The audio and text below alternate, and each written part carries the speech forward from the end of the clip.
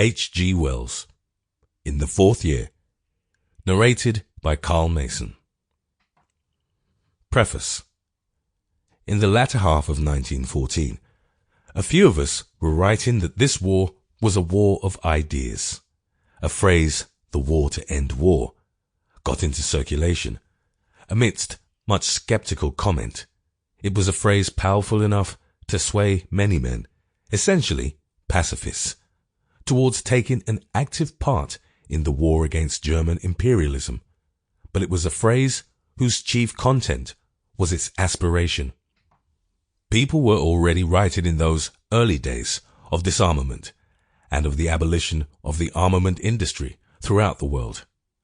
They realized fully the element of industrial belligerency behind the shining armor of imperialism, and they denounced the Krupp-Kaiser alliance.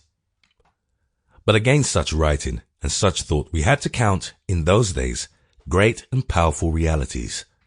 Even to those who expressed these ideas, there lay visibly upon them the shadow of impracticability. They were very advanced ideas in 1914, very utopian.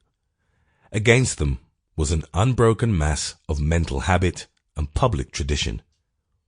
While we talked of this war to end war, the diplomatists of the powers allied against Germany were busily spinning a disastrous web of greedy secret treaties, were answering aggression by schemes of aggression, were seeing in the treacherous violence of Germany only the justification for countervailing evil acts.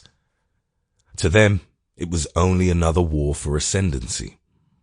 That was 3.5 years ago, and since then, this war of ideas has gone on to a phase few of us had dared hope for in those opening days. The Russian Revolution put a match to that pile of secret treaties and indeed to all the imperialist plans of the Allies. In the end, it will burn them all. The greatest of the Western Allies is now the United States of America, and the Americans have come into this war simply for an idea. 3.5 years ago, a few of us were saying this was a war against the idea of imperialism, not German imperialism merely, but British and French and Russian imperialism. And we were saying this not because it was so, but because we hoped to see it become so. Today, we can say so, because now it is so. In those days, moreover, we said this is the war to end war, and we still did not know clearly how. We thought. Sample complete. Ready to continue?